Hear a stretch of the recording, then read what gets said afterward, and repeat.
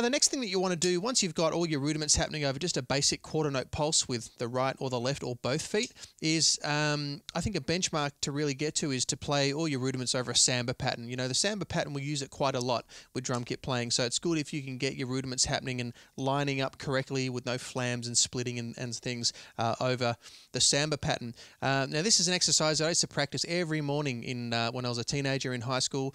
Probably one of the best exercises that I ever practiced, and for a couple of reasons. First of all, not only is it good for just getting your vocab happening and being able to play the hands and the feet at the same time and all that sort of stuff, but it's just a brilliant independence exercise, being able to play freely with the hands over the top of a repetitive pattern with the feet.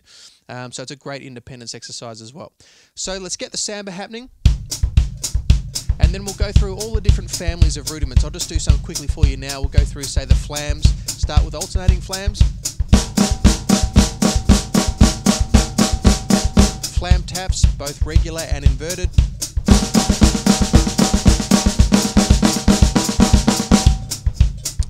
Then we'll go through the flamenco. Flam paradiddle. The flam accent. Now try the flam accent as triplets with your hands whilst playing 8ths and 16ths with your feet. That's hard. We'll get... It's not going to line up mathematically. That's okay. Patafafla and inversions.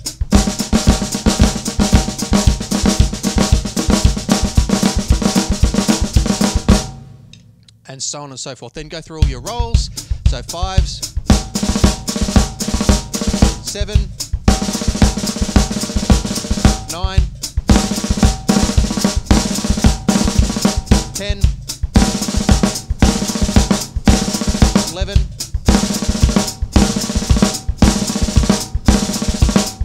what's next? 13. And so on and so forth. Then you do all your drags and all of that. Okay, so now obviously I just sped through them all then. You'd want to spend a minute on each one or a couple of minutes or whatever on each one and make sure that it's all perfect and all of that. Practice it slow and things.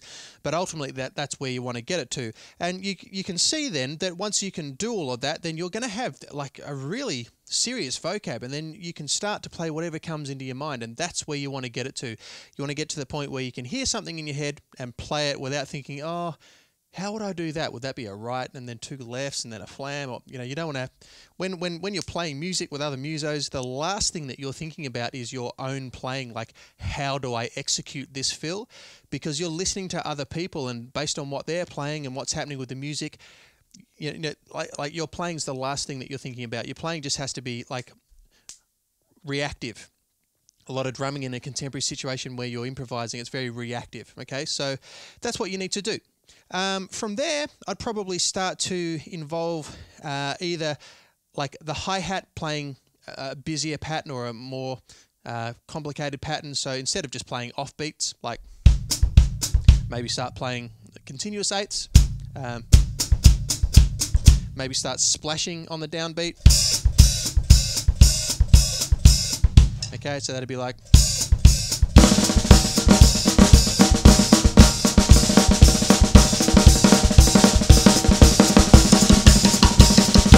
Then you could splash on the in-between 8th. Splash every 3.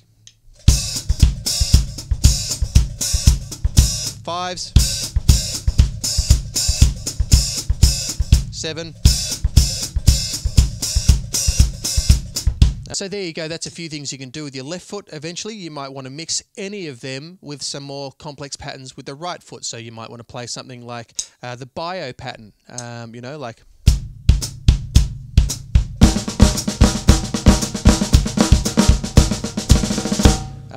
or, you know, maybe a tumbao. Okay, and then from there, of course, you want to take all of the things that you're playing here on the snare and try and find ways to play them around the drum kit. Check out Rudiments Around the Kit Around Australia if you want entire lesson series on that. Like a classic example, of course, is the Steve Gadd Rademacher.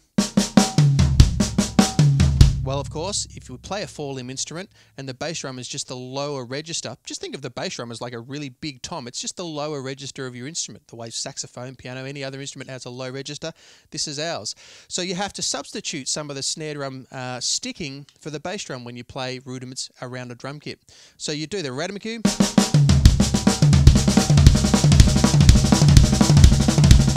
and then you reverse it.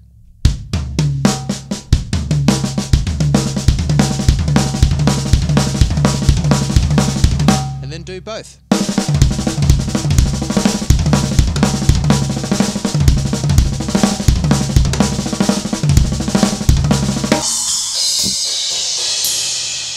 Oh, I hit them all. You see what I mean? Okay, so that's how we develop vocab around the kit. We start on the snare, we integrate the feet, and we move it around the toms and the cymbals. All right, so that's rudimental.